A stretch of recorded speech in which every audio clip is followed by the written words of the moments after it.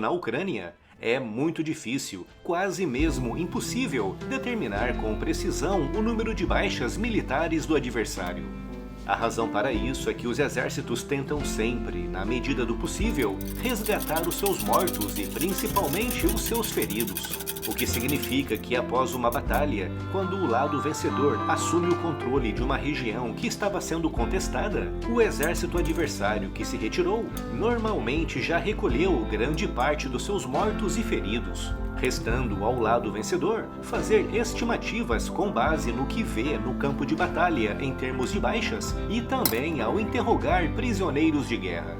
E é isso que a Ucrânia tem feito na guerra defensiva que está travando contra o invasor russo.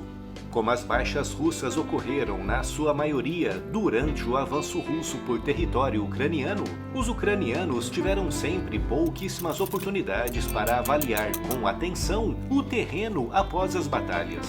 Tudo que os ucranianos puderam fazer, em grande parte dos confrontos que tiveram com os russos, foi elaborar uma estimativa das baixas com base no número de veículos e de instalações russas destruídas e no interrogatório de prisioneiros. E foi com base nessas estimativas que os ucranianos chegaram a números que, na minha opinião, são claramente exagerados, com Kiev informando que desde o dia 24 de fevereiro, a Rússia perdeu cerca de 18 mil militares. Só para terem uma noção, em números oficiais do Kremlin, os russos perderam em 10 anos de guerra no Afeganistão menos de 15 mil militares.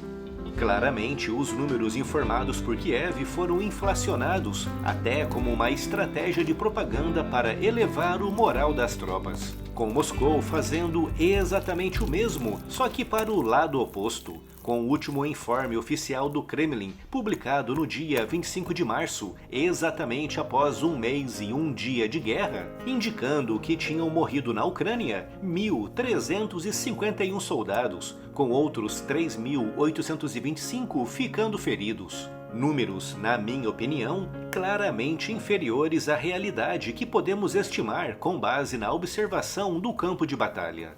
A discrepância entre os números é gigantesca, o que mostra o quão difícil é determinar, com precisão, o número de baixas em uma guerra de tão elevada intensidade como aquela.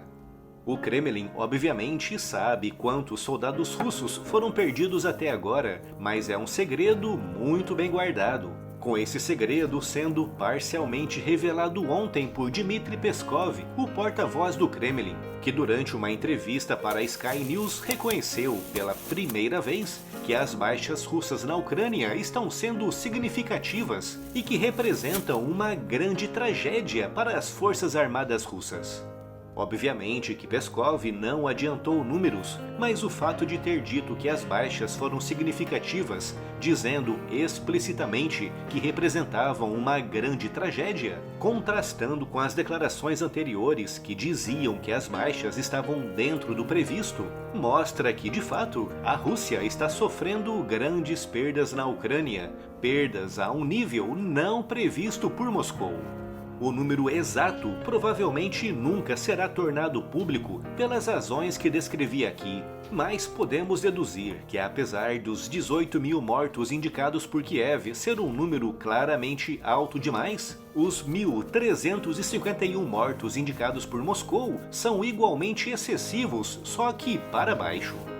Com essas indicações se confirmando, a invasão russa da Ucrânia está sendo o conflito mais sangrento para os russos nas últimas décadas, com um ritmo de baixas muito superior ao sofrido no Afeganistão, comparável, guardada as devidas proporções, ao que foi visto na terrível Segunda Guerra Mundial.